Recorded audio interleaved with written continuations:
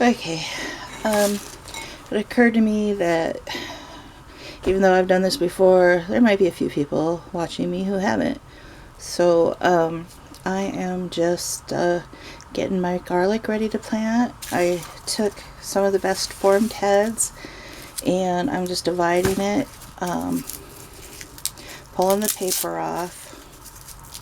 Not all of the paper, just the loose paper off, and dropping these cloves into here. And then I'm going to go through afterwards and I am going to save out the biggest ones to plant for seed, and the smaller ones I will dehydrate and grind into garlic powder.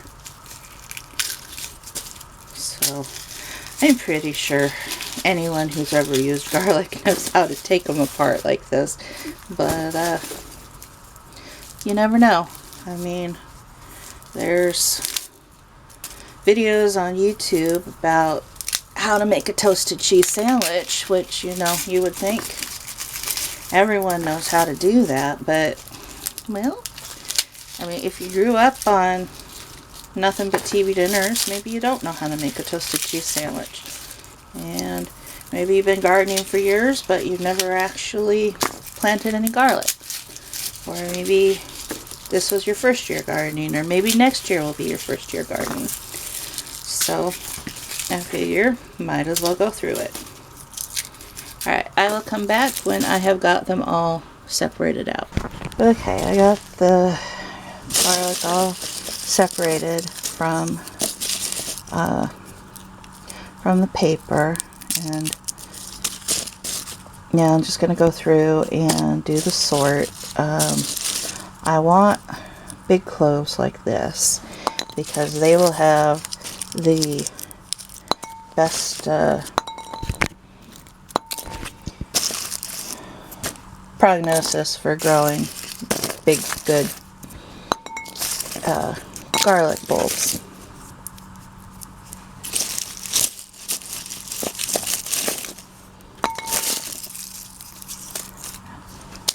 Now, ones like this little one, you don't want to plant it. Well, it might do something, but it's not going to do much. It's like keeping the runt of a litter or something. You can see the difference in the sizes of the garlic cloves. So you really want ones this size, or at least, you know, that size. But I really prefer these big fat ones. I think they do a much better job. Okay, I picked out 50 good ones, and I will probably go through some more of my garlic and pick out another 50, because I think about 100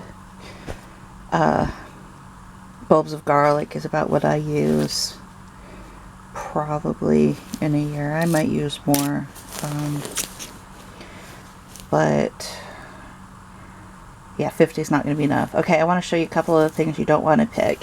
Now here, this one here, it looks like it's a nice big one, but if you look at the bottom, you can see that it's actually two that have grown together, and then you can turn it over, you can see it even, you know, you can see it if it's not got paper covering it. And so this is actually two that really are smaller that were masquerading as a big one. Now, other thing you don't want is something where the inner paper has come off and exposed the garlic clove. You want it fully encased in paper. Again, this one, it's partly come off. And then here you can see it's kind of shriveled up. You definitely don't want to plant anything like that, because that is not a healthy bulb. It's not so bad that you can use it, but it is definitely something you'd want to use, not even dehydrate. You would want to use it up right away. Okay, I will take you with me when I plant these. Okay, so planting the garlic, this is really, really easy to do. I almost feel silly making a video about it, but that's okay. I am just digging down about an inch. Just stick it with the flat side down and the pointy end up, you want it to be just beneath the surface of the soil, and you cover it up. It's that simple. So I'll do a few of these, and I think that would be calling it good for the video.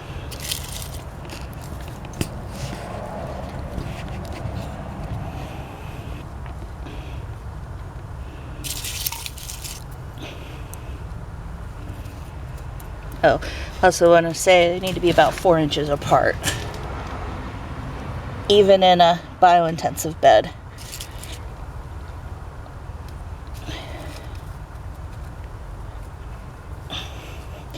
And if you'll notice, like there, I have got some crazy little peas coming up that must have self-seeded themselves. Okay, I think that is calling it good.